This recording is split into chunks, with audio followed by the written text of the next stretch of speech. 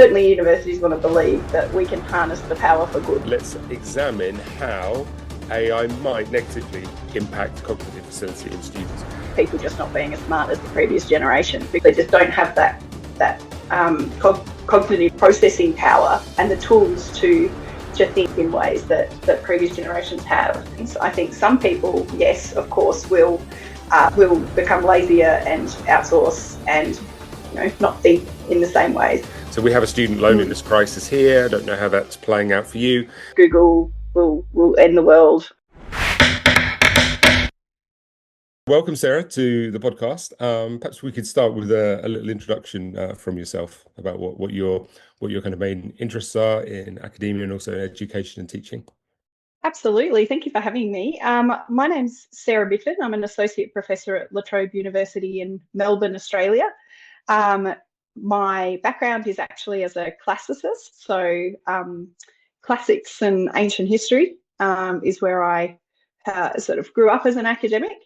And I've moved into learning and teaching progressively over my career. I'm very passionate about education and particularly digital education or digital literacies, and they're morphing now into AI literacies.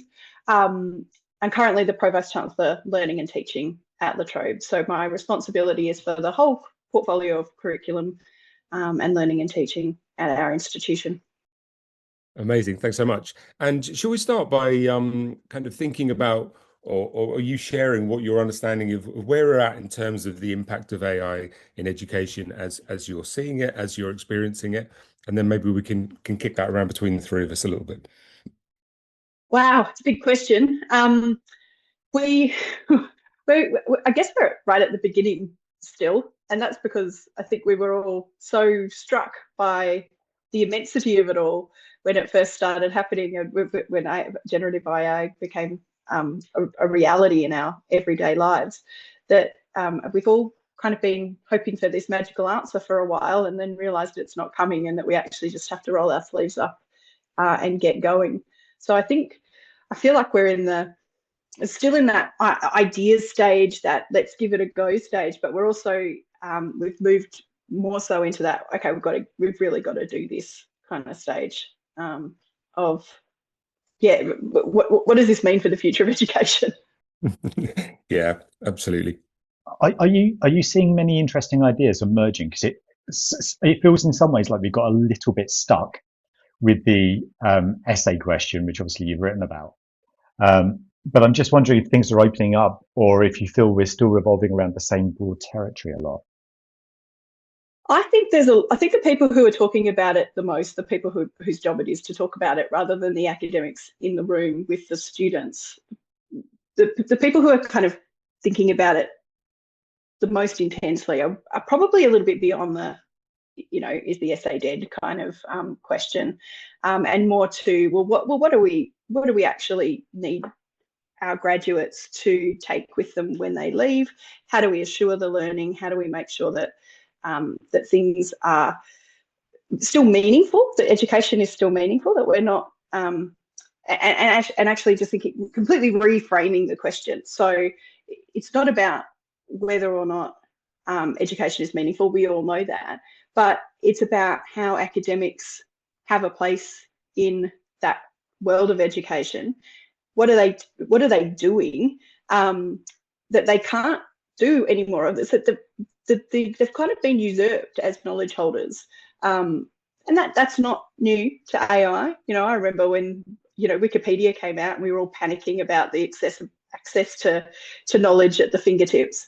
So it makes us question what if universities for hundreds of years have been the holders of knowledge, and that is slowly slipping through the fingers of academics, then what is education in the place of knowledge holders? Is it something else entirely? And how do you feel at an institutional level your particular university and educational environment is responding to that?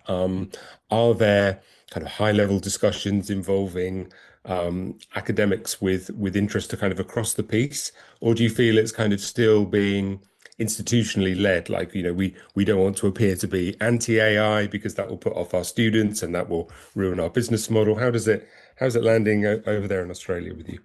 Certainly in our institution, we're really embracing AI. We've decided that we're AI first. That's our intention, that's our aim, and we're moving in that direction. We don't have limitations on AI use in our subjects anymore beyond where assurance of learning occurs. So there is a very open approach to the use of AI in our curriculum. And I don't think I think there's a bit of a split in Australia. On some institutions are going in the direction we're going in, and some institutions are going in a much sort of more clamping it down. We need to know how it's used, where it's used. And it'll be interesting to see where we end up, and because we're effectively all kind of experimenting, right? But in terms of what's happening in the centre and what's happening on the ground, I think there still is a bit of a disconnect. I think we have a workforce that's not trained to use AI, and we now have an expectation that that workforce is going to become the trainer for the next generation of all workforces in AI. So we've got a really complex problem to solve, and that's the kind of stuff that keeps us awake at night and that we're trying to resolve and find solutions to at La Trobe. Can I take a step back a minute, because we kind of did the essay is dead and but you wrote a really interesting paper about the essay and put forward some really interesting arguments about how we viewed the essay in the past, whether it still has a place in education now, what its place might be, or what it used to do, and how we might find new routes to that same kind of learning. I wonder, just because I'm guessing many people listening to this won't have read the essay, could you perhaps give a brief overview of kind of some of the arguments, and then we can untangle them a little bit? Is that possible? Yeah, absolutely. I guess the fundamental argument is that we can't abandon everything that we have done in the past completely because we're a bit afraid of how it interacts with AI. That things can still have meaning in a world where the framework that we're working within is different. But equally, we can't just pretend that it's not there and continue to do things the way we used to do them. So it's a balance between understanding that we're in a different scenario, but not losing the value of all the things that have come before. So the essay has historically been a really useful vehicle for teachers to get the sense of how a student can understand an idea, has worked through the complexity of an idea, has synthesized it, has analysed it, has put it all back together in a complex and coherent way. Now, what's different is that AI can also do that now. It can do it in a way that's different and limited and not human, but it can basically get you through as a student if you're relying on AI to write things like essays. It's a fairly cheatable form of assessment. So what do we do so that we don't lose the richness and meaningfulness of something like an essay and the learning that occurs as we develop something into a coherent argument? But how do we do that so that we're not relying on just the product, the finished product of the essay, as the means of measuring whether or not someone can do something? Because if we just rely on that, then it's very easy to cheat. And I'm not saying that all students cheat at all, it's not true, but it's also about just being confident that people are getting what they need out of their education. So we need to think more about process. We need to think more about, well, what are the steps that people take to get to that coherent argument, to get to that complex thought that is expressed, or ideas that are unpacked in the essay. And if we assess those things, and if we train those things, then we're not losing the essay. We're just thinking differently about how it fits into education. And I think we need to be much more present in the learning journey with students now, rather than just assume that we can leave them to do their own thing and then we'll just work out whether they worked it out themselves or not at the end. I think it raises some real questions, though, because actually I think academics are on the whole not that good at assessing process. I think that can be, we're just not trained to do that. We're used to somebody handing you a product and us sitting and reading an essay, go, well, I know what a good academic paper looks like. This is one or this isn't one, and this is why. And those kind of things we're used to because it's our trade, it's what we do. And in some ways, it's a self-fulfilling thing. We've ended up working in institutions like this because we're able to do those things, not because we're good at the process behind it necessarily, although I guess the outcome, you might assume those two things are linked. But I think the other aspect of it, so one is the skills. How do we do that practically? And the other part of this is just about resource, because assessing process, I think, probably takes a lot more resource than assessing an end product. And an essay you can read fairly quickly, whereas a process, really doing that properly, really observing deeply how the interactions between students are, that's challenging to do, and it takes a lot of time. And I wonder, again, if we're like where have you got to in your university with managing those two different problems? Look, I think you're absolutely right. This is why it's about a workforce that's not skilled to do the job that we actually need them to do at present and into the future. This is also about just not having it built into the frameworks and systems that institutions currently operate using. So it's a very valid point. It's something that all institutions have to consider. We are considering it, but also we're constrained by the current frameworks and systems and structures of our institution. So what we're trying to do is we're trying to think about how can we generate those ideas within our own institution. We're pulling people together. We're asking people who are doing good things in this space to share it, to collaborate, to make sure that other people know what is working and what isn't working, so we don't have to have every single person go through the same complex process. In terms of practical solutions to this problem, I think some of the practical solutions to this problem actually exist with our students. So rather than constantly having an educator watching what students are doing, how can students watch each other? How can we collaborate and learn together a bit better? We're not particularly good at that. We tend to have sort of a student instructor kind of relationship, but not a student peer relationship built into the way that we teach at universities. That's not true of all disciplines, but especially when we're talking about disciplines that have historical essays, perhaps it's more true.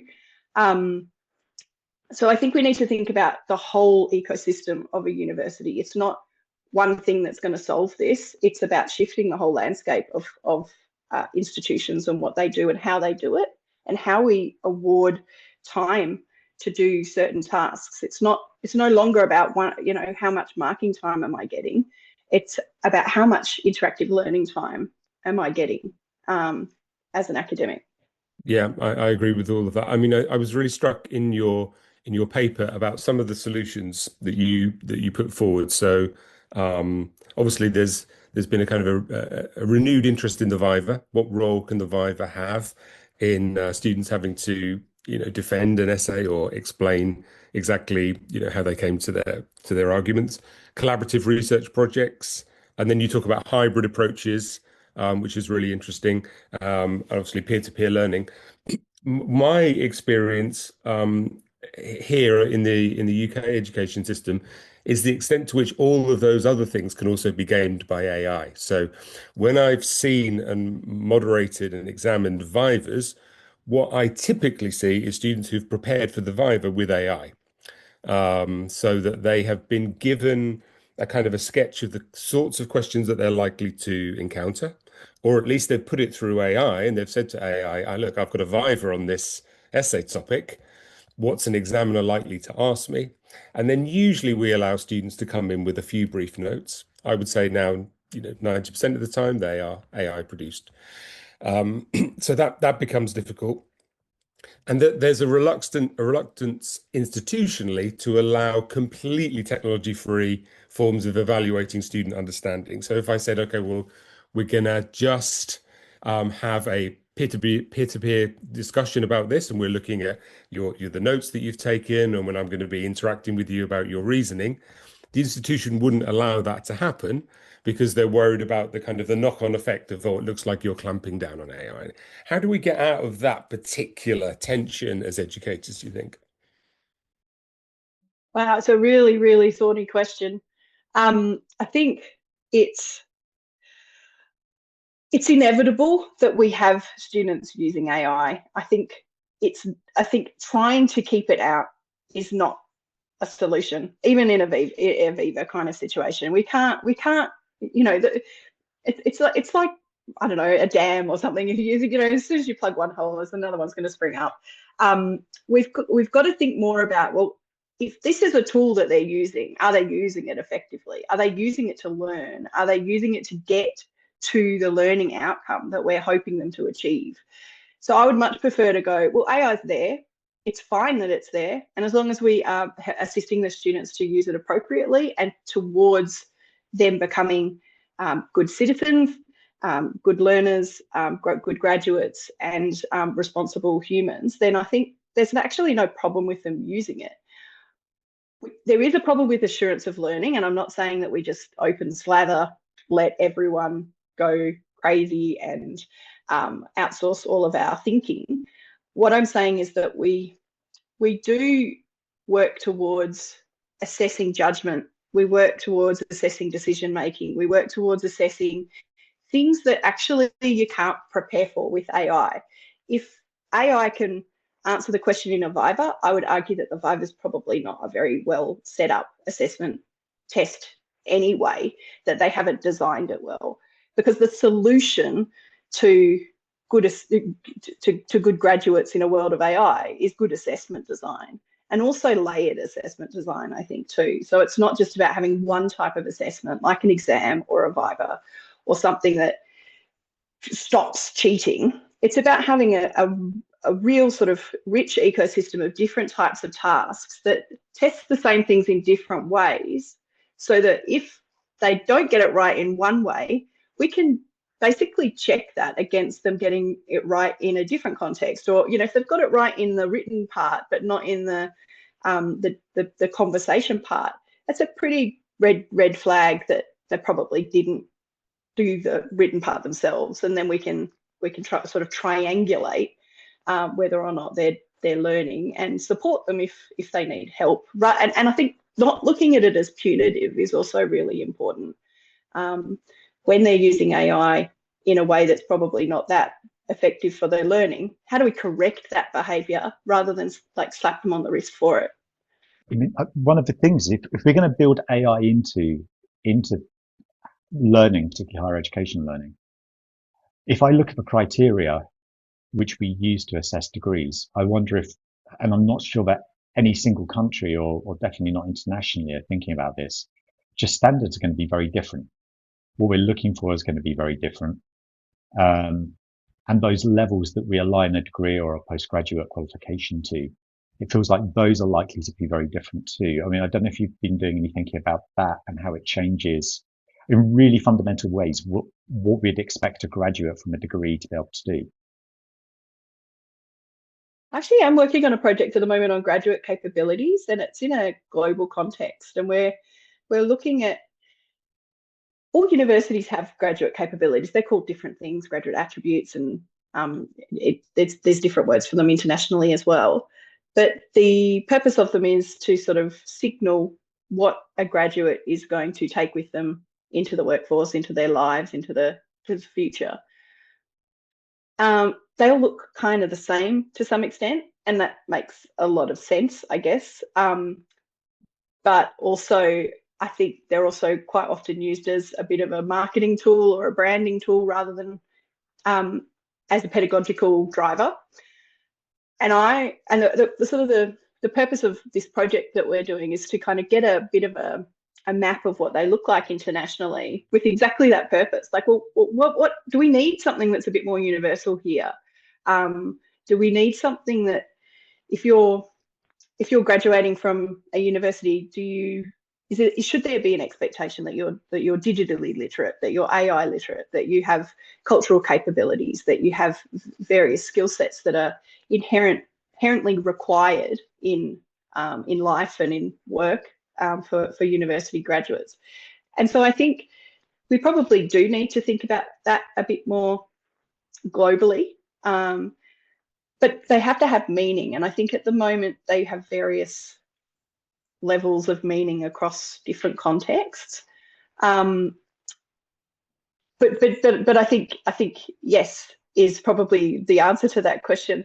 But how we get there is very complex, because universities are not even consistent within states or territories, let alone nations, let alone across nations. So I think we owe it to our graduates, though, to be able to really clearly articulate what the value proposition is of them undertaking a course, especially in a world where long degrees are becoming perhaps less important than shorter qualifications and things that allow them to progress quickly and into things in a more agile way. Yeah, I mean, I think one of the interesting things is that I think when Robert and I began discussing this, one of the plus sides of the AI revolution is that it does give us an opportunity within teaching and learning to rethink things like, the nature of the kind of knowledge transmission that education is around, and assessment methods. The essay's been with us a long time. Is the essay the best way of assessing understanding and so on, and reasoning? What worries me is how institutions kind of monitor what those next stage steps might be. So for example, cognitive impairment and AI. What we should be doing as institutions is saying, okay, let's examine how AI might negatively impact cognitive facility in students. Do you see any of that kind of oversight going on within your field, within your sector? Because I don't see it here. It's almost like we need to look away at any research that suggests that students using AI might make us all a little bit dumber. I think we're probably in well, I think we're probably in a position where we're a bit sort of idealistic about what AI can do and will do, as well as equally in a sort of doom and gloom space. So we're kind of living in two spaces at once. But I think at the moment people want to believe, and certainly universities want to believe, that we can harness the power for good. And that's certainly the perspective that's been taken at my institution, that we can sort of use it to stand on the shoulders of people who've come before us, in the sense that there's this sort of foundation that's been sent that lives in the knowledge base of AI, that allows us to sort of progress at an accelerated rate. I think we've got to also be really cautious, particularly perhaps less so in higher education, but in K to 12 education, we've got to be really careful that we're not compromising the capacity for students to learn the basics, to learn that sort of problem solving, reasoning, critical thinking type skills that will exactly end up with that outcome of people just not being as smart as the previous generation, because they just don't have that cognitive processing power and the tools to think in ways that previous generations have. But look, I mean, people say video games make you stupid. People say the internet makes you stupid. Google will end the world. I don't think that we're in a particularly new situation in that sense. I think some people, yes, of course, will become lazier and outsource and not think in the same ways. But that doesn't mean that everyone will, and it certainly doesn't mean that the people who remain engaged and wanting to learn can't take that extra step and go into that sort of accelerated space that I mentioned before. And I think institutions are really trying desperately at the moment to think, well, how do we keep the core skills in curriculum and make sure that people have them, so we don't end up in the space where people are outsourcing everything, thinking effectively, Yeah, I mean, I suppose my response to that would be yes, I would hope that that would be the case too.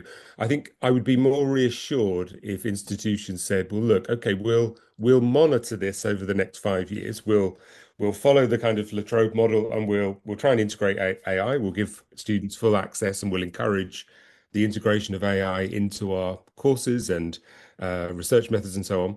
But what we're also doing is monitoring two things. We're monitoring what's happening cognitively, so we can really easily do that. We can have a research process going, and we'll report back in 5. Let's see. The second thing I would like to see is how encouraging greater kind of screen time in relationship to technology impacts on things like student well-being. So we have a student loneliness crisis here. I don't know how that's playing out for you, which is a product of many things, right? It's not just technology, but social media was a large driver of that. And I think I would also like to see some oversight into that. You know, are we just encouraging students again to engage primarily with screens as an embedded part of their learning? Okay, let's try it, but let's see what the impact of that is by monitoring it. And what I don't see here is any desire to do that, and that worries me. Yeah, and I think it's such a good point, and it's so um, it's we're at a critical moment where we can actually do that measuring as well. That it may not be possible to do it in the same way that we can right at this moment in time. I think certainly at Latrobe, we're trying to get our ducks in a row, so to speak, on that front. So because of the way that AI came into everyone's life, and it was a bit sort of, some people had more desire to play with it than others. Some academics have gone really hard into that space, and others have tried really hard to resist it. And there's everything in between those two approaches. We've just we're putting together at the moment an AI institute that will pull together all the research that's going on with AI into one place, so that we can actually do some sort of level of coordinated approach to it. And I think that stuff is starting to happen across other institutions as well. So I think so. I think it's happening. I think it's taking a while to pull together and to surface and to be visible. But I certainly think that having a baseline from which to measure that we should be measuring at this moment is a really great idea. It's really interesting how AI is likely to change research as well. I feel like we're in this interesting loop of different things changing. Everything's chasing each other's tail, and it's kind of come around in an interesting way. I mean, you mentioned an AI Institute. Can you tell us a bit more about that? Because yeah, I think it's quite interesting that you're doing that. Yeah, look, I think it's about making sure that the AI first university has a very clear way in from a public space. So it's about, the university is doing wonderful things. It's doing it across a number of different schools and disciplines and research institutes. And there's no way to sort of to demonstrate how that all comes together and all has meaning when things are separated and divided and don't have a visible presence in a public-facing way. So that's what the AI Institute is. It's much more about pulling it all together, making sure that it's speaking to industry, that it's speaking to the various areas that require universities to engage in AI for industry purposes, for social purposes, for education purposes. It's not launched yet. It's an idea that we know is coming because we're putting the staff in place, and the staff have been are building it at the moment. So it's a little bit of a watch this space. But the intention is that it will be about bringing together the great research that's happening at Latrobe and connecting that out to the public and the needs of the public in terms of AI and society and government as well. It's a bold idea that is it's going to take shape as it grows, I think. It's interesting because I know I read a paper from Australia recently. I can't remember exactly which one it was, And they were talking about the importance of training normal people in how to use AI. So stepping outside of the walls. So essentially what you're looking at doing something more like a kind of a catalyst within the university, kind of reaching out both to businesses, but also to normal people who just need to embed it into their lives.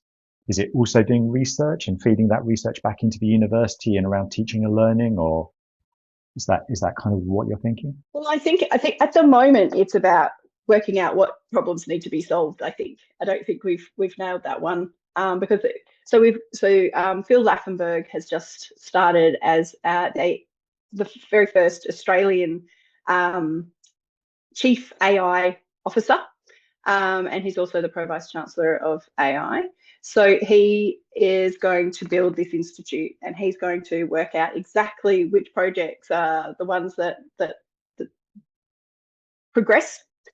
But I think the idea is that there are three pillars to the academy. There's an education pillar, which obviously I'm more involved in. There's the research and industry pillar, and there's the business pillar, so the sort of engagement with businesses and government. And it will be a front door, so that if people need us to run projects, so if someone came and knocked on that front door and said, cognitive developments and whether or not people are going to get smarter or dumber using AI, that's where we would conceive of that research project and connect people up with the appropriate researchers.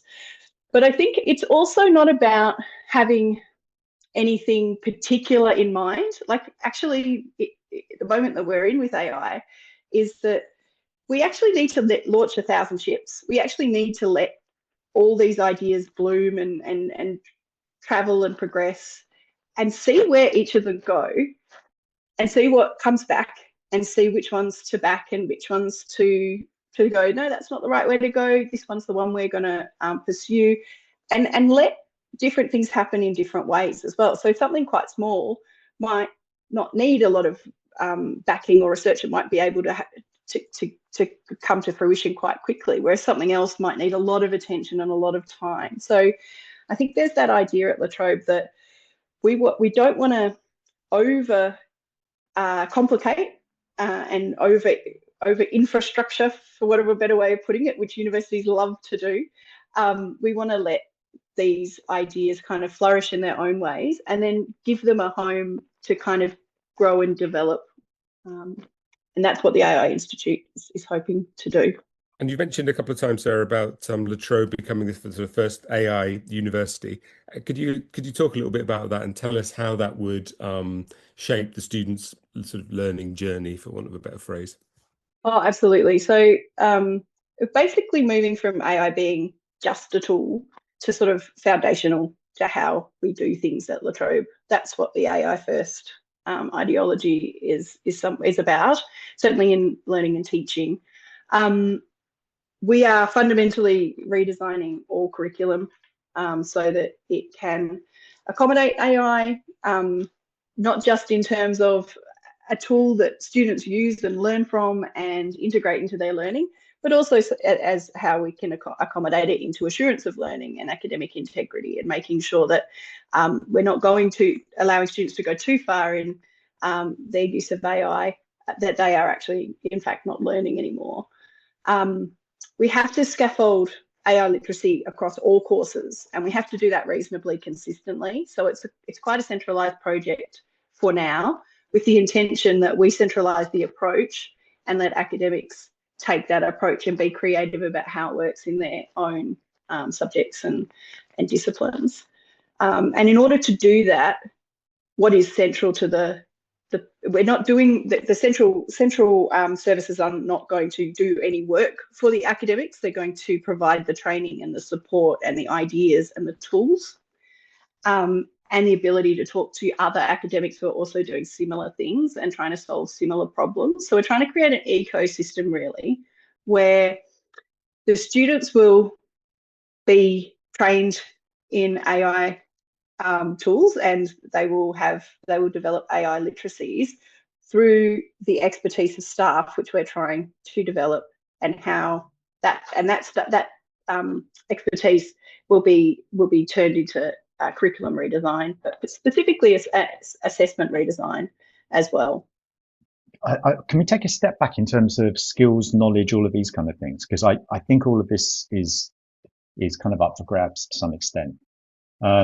It's outcome based in Australia, I think. So that's kind of like Biggs and Tang, OBTLA, constructive alignment type learning. And he has an idea about declarative knowledge turning into procedural knowledge is his definition of learning essentially in the book.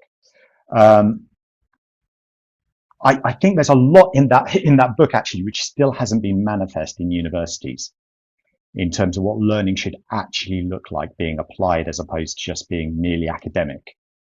And so I've probably got a bit of a two-part question. One is about if we reperceive this, I'm interested in why when Bloom back in the 1950s, there were 3 domains of learning and all anybody talks about is a single pyramid, which is the cognitive one. And we miss out the affective, we miss out the psychomotor.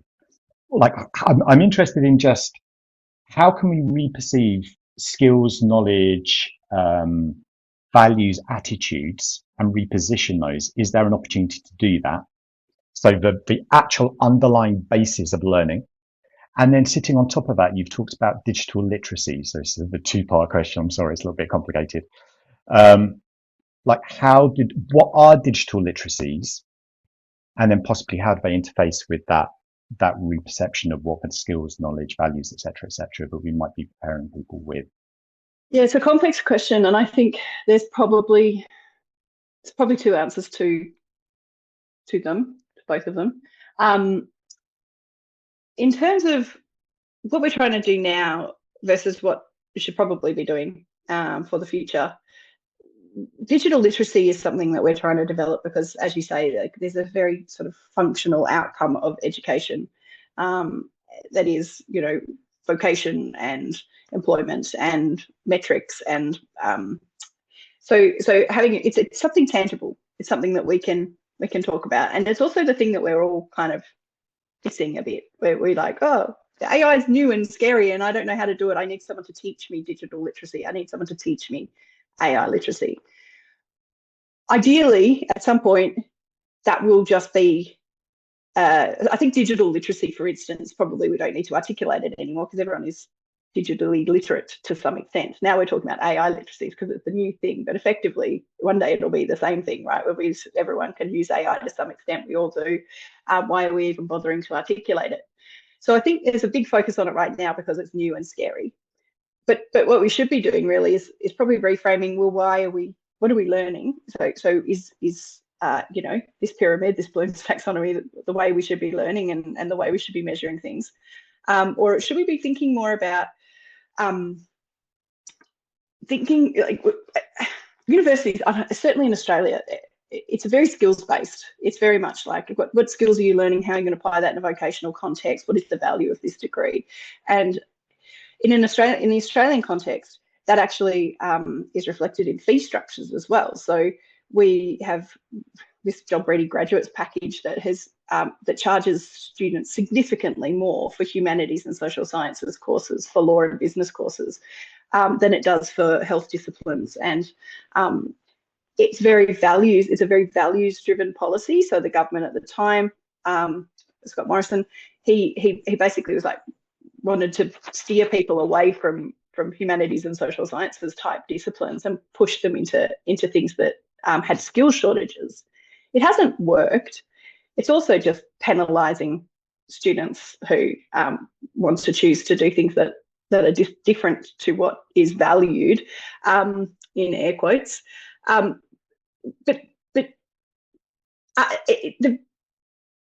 the problem with it all is that it's not looking at the purpose of education or the context of education at this point.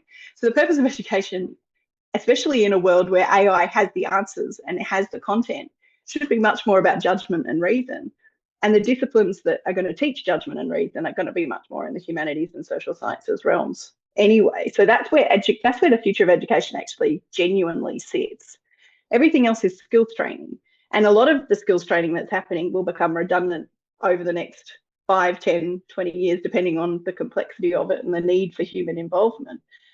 So I think there does need to be a bit of completely rethinking. Well, should universities be about vocations? Should they be about skills? And there probably is two answers to that, which is yes, some things need to remain in that domain, and we need people with practical skills. And but do we just need them to have those things, or do we need them to also have these other things as well? So are we rethinking our degrees so that they involve reasoning and judgment and critical thinking and problem solving in them at their fundamental level, and not just the vocational outcomes and skills-based learning that is currently in those courses? So I don't think I've answered your question perfectly, but I guess what I'm trying to say is that, yeah, we need some new ideas. I agree that we need some new ideas. It feels a little bit what you're describing as philosophy. Well, you know, I'm from the arts. It does feel a bit like reasoning, values, judgment, wisdom, those kind of things. So it's really interesting where it's taking us. I think there might be a place for that. Yeah, it's interesting. Yeah, I mean, there's an academic called Boris Gorelek who's published some interesting papers, basically predicting the kind of end of the relationship between education and credentials, except in those disciplines where you have to have the credits. Obviously, a surgeon or an airline pilot, fine, yeah. But that for a lot of other courses, we should move away from degrees as a signal of your credentials in a domain, and it should be much more around perhaps a movement towards the kind of skills that we'll need in this new AI social and economic environment. And I think there's a lot behind that, and obviously underpinning that is the idea that credentials are under attack, right? If I can do, I mean, Robert and I were discussing this informally a month or so ago. We're pretty sure now that we could do a PhD in a domain that we weren't specialist in using AI. And part of this is about having good AI literacy skills. And there'll be a kind of a tail end return to that, to what we mean by AI literacy in my thoughts. So one of the things about credentials is, I'm not a historian, but I'm pretty sure that with the help of AI, I could write a PhD on an interesting historical topic, because I've become very adept at prompts and how to engage with it, how to mine into critical and interesting ways of it supporting my kind of nascent knowledge in a subject. So whether credentials, can survive the impact of that one fact, I think is important. The second comment I'd make is observation that I'd make is that what I'm seeing in AI literacy courses, and I'd be very interested to know what you understand by AI literacy, is often teaching students kind of, in a sense, how to cheat better. Okay, if you ask it this prompt, you won't get a very good answer. If you engage with it in this way and you re-engage and you re-engage, you can get some actually very, very good quality at the end of it. But it takes a skill in knowing how to set up that conversation. So yeah, let's start with the second one first, because the first one was just a bit of a ramble, an Adam ramble. But the second one is, what would a good AI literacy sort of program for students actually look like that isn't just saying to them, here you go, you can use these tools really effectively, again, to shortcut your actual understanding of a topic? Yeah, I guess that idea that you can write a PhD using AIs, I would not refute that at all. But I guess, well, what's the purpose of it then? Like the product of it ceases to be of value, I guess, if as a credential, which is exactly what you're saying. The process of learning for the student is the important part. So actually, this is something I believe probably a lot of people in my profession wouldn't believe or wouldn't agree with, is that arts degrees are effectively vehicles. It doesn't matter what discipline you study, that you're learning the skills in the arts disciplines, because fundamentally they're the same skills. They're just, I'm more interested in classics versus philosophy versus Australian history versus whatever. And I would say that AI literacy is probably somewhere in that space as well. Like if we've got a vehicle that is going to take us, that's going to allow us to learn, then we need to put different things into it to get different to get the same output. So in order to teach AI literacy, I would suggest that we don't abandon subject matter, but we use it as a way to interest people in the way to engage in it, and it will have small benefits to these disciplines, in the sense that it could potentially take a problem that couldn't be solved by a human brain, but with lots of different ways of thinking and more processing power, for want of putting what different way of putting it, you could solve much more complex problems. So I think it's about that sort of that leap to that next level of learning and understanding and doing things. But if you think about a history discipline, for instance, like if you've got, I used to go and sit in an archive and get things out and look at them and like try to understand them. Wouldn't it be amazing if someone else could do that across all archives across the world and pull all the things that exist on the same topic together into sort of an agent, for want of a better way of putting it. And then I ask it questions and I pull out information and I understand things completely differently, because I used to only be able to see a sort of a very cropped part of a picture, whereas all of a sudden that cropping has gone away and there's so much more so I think that digital literacy gets built in different disciplines using the same methods and processes that those disciplines originally had, but you just do them bigger and better and more integrated into other systems and networks and processes. And multidisciplinarity and interdisciplinarity become key at this point as well. Like, why do we just have history? Why wouldn't we have history and politics and sociology, and they're all sort of working together? And perhaps it's also got something to do with medical research or climate science research. And think of what could happen if we are putting the ideas and the methodologies together into agents and into AI processing, the speed of AI processing that can happen. All of a sudden there'll be new knowledge for us to interrogate as humans. So we're not, that the need for humans to interrogate knowledge isn't going to go away. It's just the complexity of that knowledge might increase. So I know I haven't answered your question very appropriately, but like I feel so excited by the idea that I don't think you need to have like a class on digital literacy. I think it will happen more organically than that.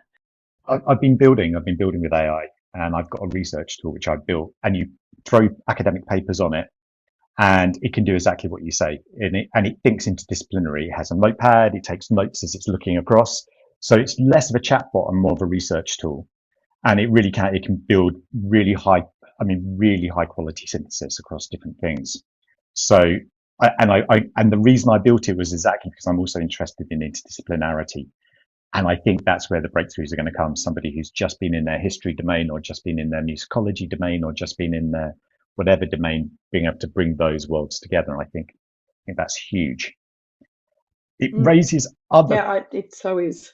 Yeah, it really is. I mean, I think for research, and the other thing that I've realized, I can pretty much wire my app into Cowork now, and it will write surveys, send them out for me, analyze them. My app also analyzes primary data. So it can do all of that stuff on scale, which we couldn't have thought about, well, even a year or so ago. Well, and the time that an academic is going to save with that kind of processing power and the advanced level of their research as a result of that is the most exciting part. And I think a lot of the time we focus on AI is going to take the jobs of the academics. They're not going to, the teaching's going to be taken away from them. You know, the research is going to be taken away from them.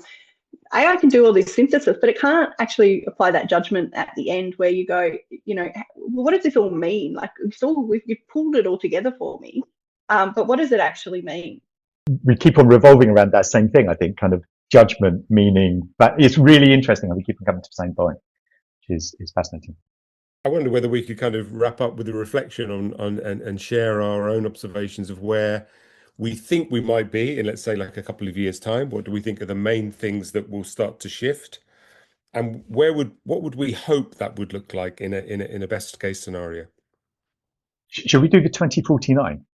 Bearing in mind the podcast called that. Oh gosh. Should we go for 2049 and go, okay, what's happening in education and the world more broadly, perhaps, as well, if we choose to, in 2049? You chose 2049. Is there something behind that number rather than 2050? Sounded good. Just sounded good. Sounded good for our podcast. Yeah. It has that kind of like on the edge of something, on the edge of a marker. Before the end of this half century. It's also exactly. It's at that really interesting point. It's just far enough in the future for us to be able to guess what it's like, but not too far. But it's too far, I think. Well, I guess if I had to say anything, I'm not sure that universities would look in 2049. I think universities are going to look completely different. I don't think they're going to have degrees in the sense that we have them at the moment. I think people will be a bit more transactional in the way that they kind of engage in university. I think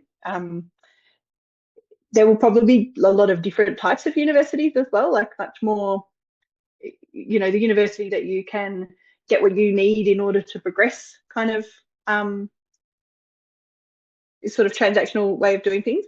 And then there'll be there probably will still be some highly traditional, very nostalgic places that wealthy people can attend and do things that feel nice and cozy. But I think the degree probably is the biggest thing that will cease to be important. And I think we've touched on this before. If you can personalize your learning journey in a way that AI is going to facilitate, then you will also be able to sort of pick and choose what you do, what careers you create. Careers will look different. That's the other thing. We've got a system that's predicated on, jobs and jobs looking the way that they do and have for a very long time. Those jobs aren't going to look like that in the same way by 2049. So we can't sell the wares that we're currently selling because they won't be required. So I think there will be a place for the deep thinking and the deep processing and the sort of perhaps even a return in some places to that really old school kind of Oxfordian way of using a university as a place where you think. And humans go to think there. And then there'll be the much more like, I've got to upskill in this. How do I get that qualification really quick? And how do I get it in a way that suits me and my time and my learning needs? And perhaps less regulated in terms of time and more regulated in terms of mastery. So you don't do it for 3 years. You do it until you know how to do the thing that you've come to learn to do.